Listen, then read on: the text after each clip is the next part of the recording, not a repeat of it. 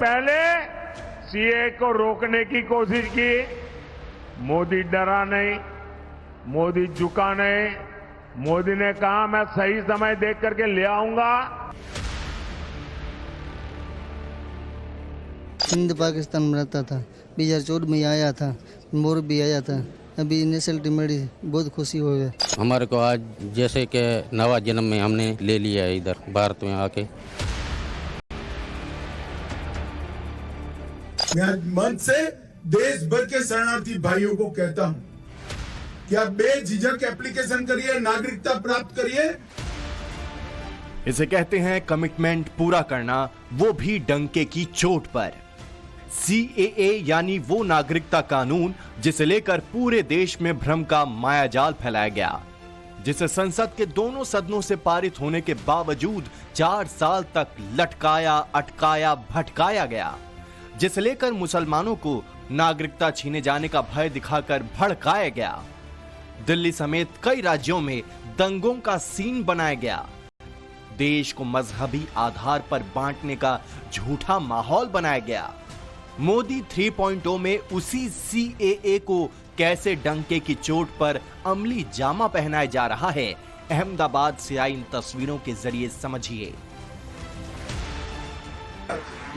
मैं परिवारों को बहुत बहुत बधाई देता हूं। अहमदाबाद के दीनदयाल उपाध्याय हॉल में सैकड़ों की संख्या में मौजूद ये वो लोग हैं जिनके दर्द की लंबी दास्तान की एंडिंग पीएम मोदी के कारण हैप्पी मोड में हुई है। पाकिस्तान में उत्पीड़न झेलने के बाद मुल्क छोड़कर सालों पहले आए 188 लोगों को केंद्रीय गृह और सहकारिता मंत्री अमित शाह ने जब भारत की नागरिकता का प्रमाण पत्र दिया तो ये संदेश भी दे दिया कि मोदी जो कहते हैं वो करते हैं और आगे भी करेंगे। जिन जिन लोगों ने सरकारें चलाई उनको पूछना चाहता हूं, क्या दोस्त था इन लोगों का जो अपनी बहन बेटियों को बचाने के लिए यहाँ है, अपनी संपत्ति को, अपने धर्म को, अपने सम्मान को बचाने के लिए आए? वो क्यों भारत के नागरिक नहीं बन सकते? एक और तो सीमा से आपने घुसपैठ कराई, करोड़ों घुसपैठियों को आने दिया, अवैध रूप से उनको नागरिक बना दिए, और जो कानून को मानते हैं, आपको एप्लीकेशन की, उनको कहते हैं कानून में इसकी जगह नहीं है। कानून लोगों के लिए होता है, कानून के लिए लोग नहीं होते हैं। हमने 2014 में वादा किया था कि अगर भारतीय जनता पार्टी को मैंडेट मिला तो हम सीए लाएंगे, और 2019 में हम सीए लेकर आए। पाकिस्तान से आए इन अल्पसंख्यकों के चेहरे पर शरणार्थी से नागरिक बनने का सुकून साफ साफ देखा जा सकता है। साथ ही ये तस्वीरें पीएम मोदी के संकल्प से सिद्धि तक के सफर को भी दिखाती हैं। लेकिन क्या नागरिकता मिलने का ये सफर इतना आसान रहा? पीएम मोदी ने कैसे धारा 370 हटाने और राम मंदिर बनाने जैसी नामुमकिन से समझे जाने वाली चीज को मुमकिन कर दिखाया?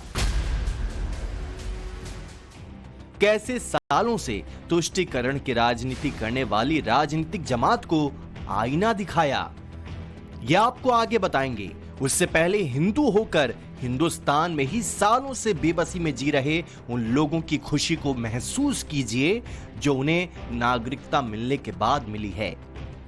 13 साल हो गए हैं। मैं 2011 में आया था मेरी फैमिली के साथ। अभी मुझे सिटीजनशिप मिला है, मेरी फैमिली को अभी तक नहीं मिला है। मैं 11 साल का था जब इंडिया आया था, तो मैं यहीं बड़ा हुआ हूँ। मैंने यहीं सब देखा है, पढ़ाई भी मैंने यहीं की है, और यहाँ माहौल अच्छा है। वहाँ से देखा जाए तो बहुत अच्छा लग रहा है हमें इतनी इजीली नेशनलिटी मिल रही है। हम ये गवर्नमेंट के बहुत थैंकफुल हैं कि हमें इतना इजी मिल रहा है विदाउट एनी। उसके लिए हम बहुत उनके शुक्रगुजार हैं कि इजीली हमें वो दे रहे हैं। यकीनन ऐसे वक्त में जब हाल ही में बांग्लादेश में हिंदुओं पर टारगेटेड अटैक किए जा रहे हैं, अपनी बहन बेटियों की सुरक्षा को लेकर ढाका में हिंदू समुदाय को सड़कों पर उतरना पड़ा। उस दौर में अहमदाबाद में हिंदू, बौद्ध, जैन समुदाय को भारत की नागरिकता देने के मायने बेहद खास हो जाते हैं।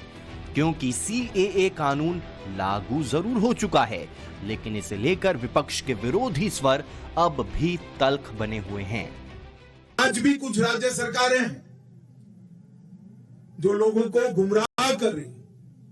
मैं आज मंच से देश भर के शरणार्थी भाइयों को कहता हूं कि आप बेझिझक एप्लीकेशन करिए, नागरिकता प्राप्त करिए, आराम से करिए।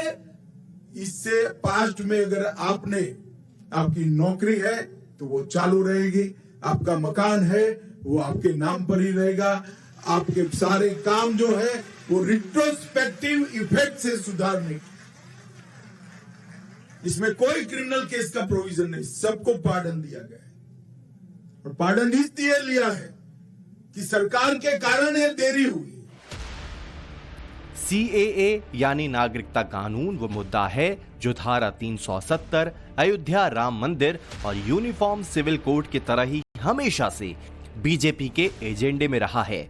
अब केंद्र में प्रधानमंत्री नरेंद्र मोदी की तीसरी बार सरकार बनने के बाद जहां UCC को अमली जामा पहनाने जोर शोर से तैयारी चल रही है, वहीं CAA के तहत नागरिकता देने के काम को भी रफ्तार देकर PM मोदी ने एक तरह से ये साफ कर दिया है कि वो जनता से किए अपने हर वादे को निभाने से 1 इंच पीछे नहीं हटेंगे।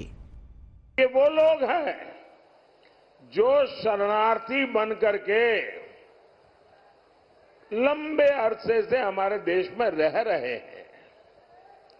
ये वो लोग हैं जो धर्म के आधार पर हुए भारत के बंटवारे का शिकार हुए थे।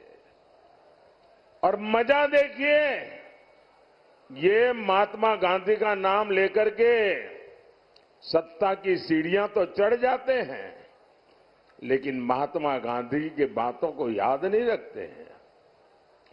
खुद महात्मा गांधी ने भरोसा दिया था कि वो कभी भी भारत आ सकते हैं।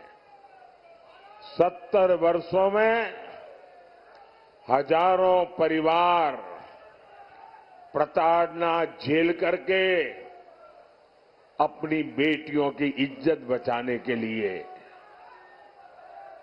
अपना धर्म, अपनी संस्कृति, अपनी परंपरा को बचाने के लिए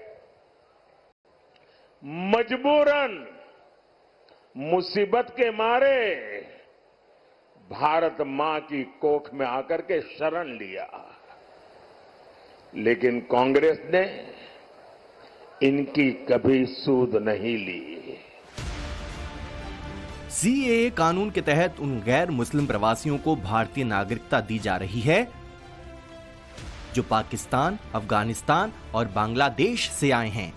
इसमें हिंदू, सिख, जैन, बौद्ध, ईसाई, पारसी समुदाय के लोग शामिल हैं।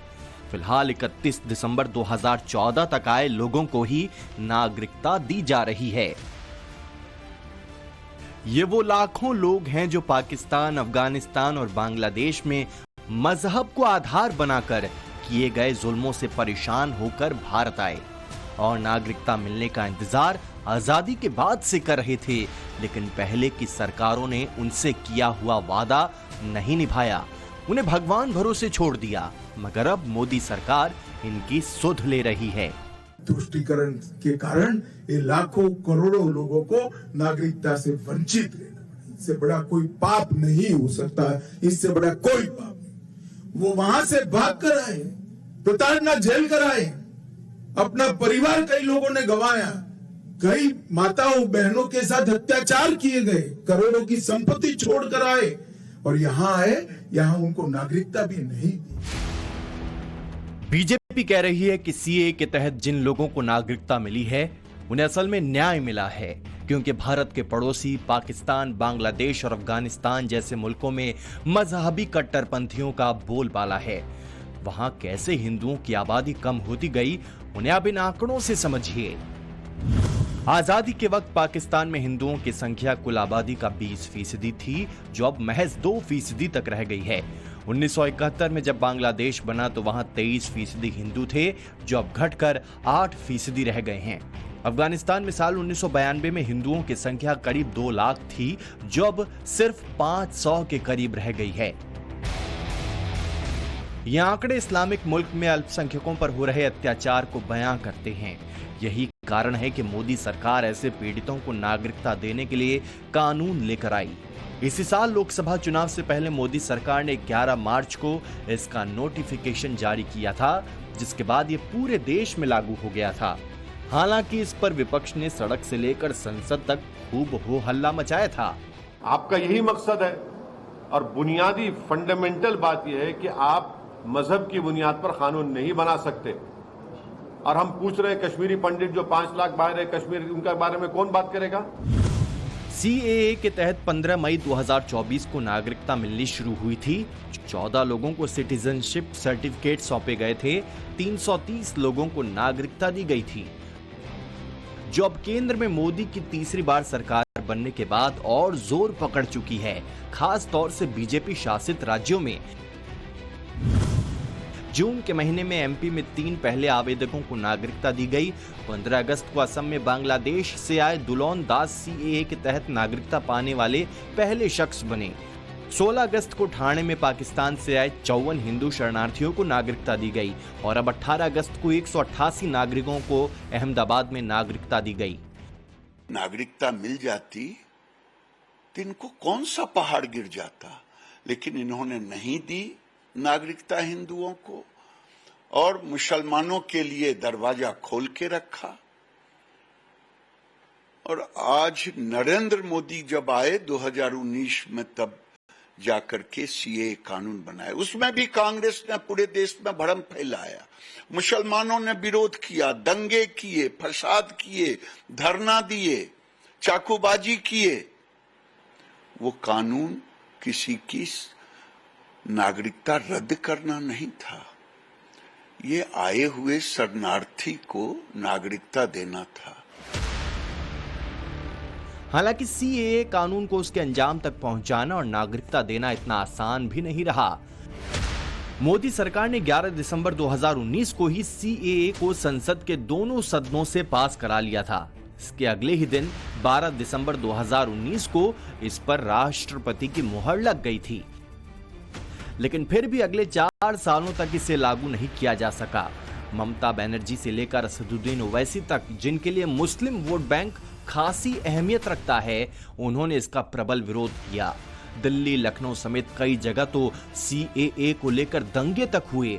मुसलमानों को ये कहकर भ्रमित किया गया कि इस कानून से उनकी नागरिकता छीन ली जाएगी, उनकी आवाज दबाई जाएगी, मुसलमानों के हितों को चोट पहुंचाई जाएगी। याद कीजिए, सीएए कानून आया था तो इन्होंने दिल्ली को महीने तक बंधक बना दिया था। पहले रास्ते रोके और फिर दंगे कराए, लेकिन आज पूरा देश ने कहा है कि इनके झूठ का पर्दाफाश हो चुका है। दिल्ली में कई सालों से रह रहे शरणार्थियों को भारत की नागरिकता मिल रही है।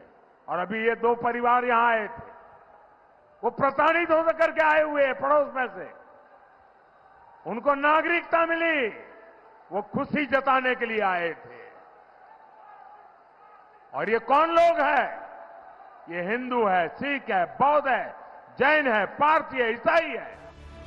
नागरिकता संशोधन अधिनियम को सुप्रीम कोर्ट तक में चुनौती दी गई। जानकारी के मुताबिक सुप्रीम कोर्ट में सीएए के खिलाफ 250 से ज्यादा याचिकाएं दाखिल की गई थीं, जो टिक नहीं पाई, क्योंकि मोदी सरकार ने ठान लिया था कि विरोध चाहे जितना भी घनघोर हो, ना सिर्फ सीएए को लाना है, बल्कि नागरिकता देने का काम भी जल्द से जल्द शुरू करना है।